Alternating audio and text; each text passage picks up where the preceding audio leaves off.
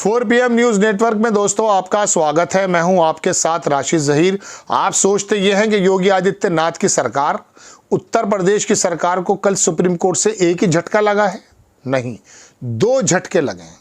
केशव प्रसाद मौर्य, मैं कह सकता हूं कि ही इज इन चार्ज, वो छोड़ नहीं रहे हैं।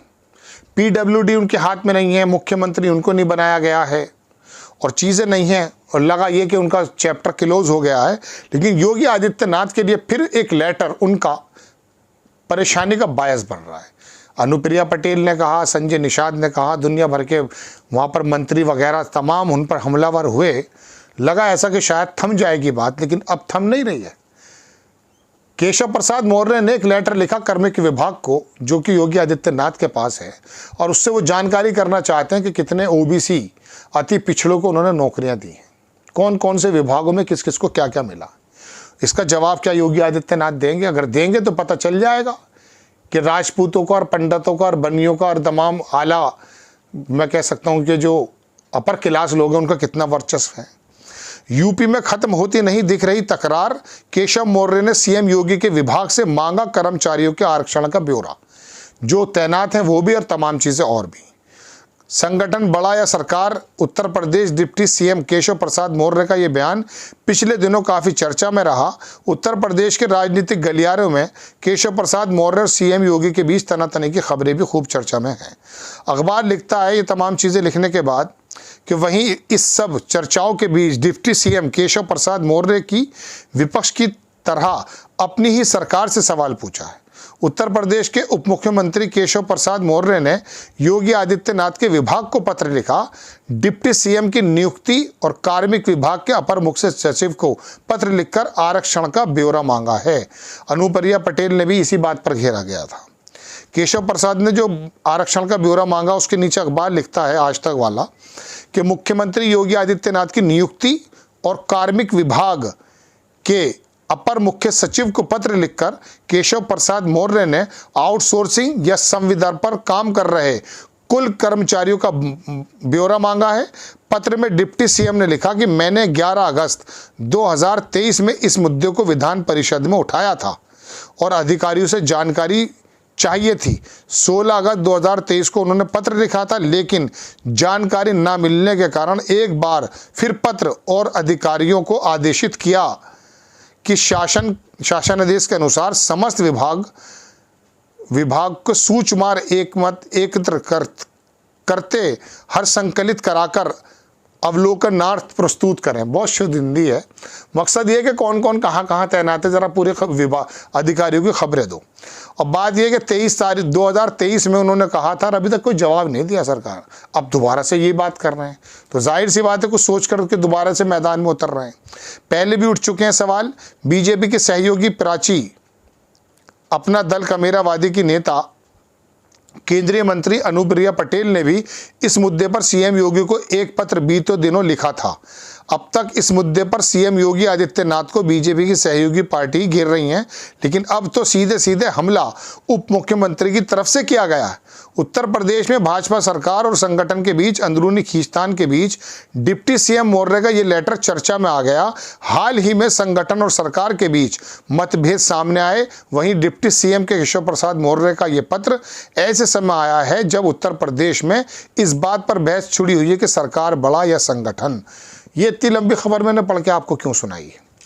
देखिए, योगी आदित्यनाथ पर एक आरोप लगता है, वो, और आरोप को छोड़ दीजिए, सबसे बड़ी बात यह है कि इस लोकसभा चुनाव में जो सबसे बड़ा नुकसान है वो ये माना जाता है कि दलित वोट, मुस्लिम तो पहले भी इनके खिलाफ ही था, और अति पिछड़ा और पिछड़ा वोट जो है वो भारतीय जनता पार्टी से छिटक गया। और पिछड़ों के नेतृत्व के नाम पर केशव प्रसाद मौर्य का नाम आता है। ये बात दीगर है कि वो अपनी सीट खुद हार गए थे, लेकिन फिर भी 2017 में, उससे पहले ये भारतीय जनता पार्टी के अध्यक्ष थे, उस समय ये माना जा रहा था कि इनकी मेहनत से पिछले शायद आ गए, लेकिन ऐसा नहीं था। वो एक अलग चीज़ है। वो 2013 में मुजफ्फरनगर के जो झगड़े थे, उसका परसेप्शन बीजेपी ने जिस प्रकार से बनाया था, वो उसका रिजल्ट था। इनको तो कोई जानता भी नहीं था, लेकिन बहरहाल इनका नाम आया था, इसमें कोई दो राय नहीं। जैसे 2014 में लक्ष्मीकांत वाजपेयी उत्तर प्रदेश के अध्यक्ष थे, उनका खुद का कहना यह था कि 50-55 सीटें आ जाएंगी, आ गई थी 70, 72, 73 कितनी आई थी, तो इनको मालूम नहीं होता है। खैर, लेकिन ये जो वर्ग इनसे पिछड़ा है, इसी वजह से भारतीय जनता पार्टी को बहुत बड़ा नुकसान उत्तर प्रदेश में लगा, जहां पर उनको उम्मीद नहीं थी। ऐसे में अगर केशव प्रसाद मौर्य इस बात का ब्यौरा मांग रहे हैं कि नौकरियां, विभाग और कितने लोग, कर्मचारी कहाँ कहाँ आपने लगा रखे हैं, कौन कौन लगा रखे हैं, तो इसका मतलब यह है कि सीधा सीधा वो योगी आदित्यनाथ को थोड़ा सा इर्रिलेवेंट करना चाहते हैं। वो इस पिछड़े और अगड़े की लड़ाई को थोड़ा और बड़ा कर देना चाहते हैं और आला कमान के सामने शायद ये बताना चाहते हैं कि अगर आपको भविष्य में भारतीय जनता पार्टी के अंदर उत्तर प्रदेश में अगर मजबूती चाहिए तो आपको पिछड़ों को साधना ही पड़ेगा। और पिछड़ों को साधने का तरीका ये है कि आप किसी पिछड़े को मुख्यमंत्री बना दें। पिछड़ा ज़्यादा है, और वो मुख्यमंत्री कौन बनेगा पिछड़ों के नाम पर? अगर पिछड़ों के नाम पर कभी मोदी जी या अमित शाह या भारतीय जनता पार्टी का आला कमान इस बात पर बजिद होता है कि आपको बदलना ही पड़ेगा, पिछड़ा लाना पड़ेगा, तो केशव प्रसाद मौर्य का नाम सबसे पहले। दलित है तो कौशल किशोर, याद रखिएगा, उनके भी बड़ी करीबी है। खैर, मैं कहना नहीं चाहता, मैं आपको बताना ये चाहता हूँ कि ये केशव प्रसाद मौर्य ने ऐसा नहीं कि चैप्टर क्लोज हो गया। कल ही सुप्रीम कोर्ट से लोगों का कहना है कि तमाचा लगा है उस हिंदुत्व की राजनीति को जो योगी आदित्यनाथ ने आकर कह देते कि नाम लिखना पड़ेगा। सुप्रीम कोर्ट ने आकर के पीछे धकेल दिया है और अब क्या कर सकते हैं। हालांकि 26 तारीख में और सुनवाई होगी।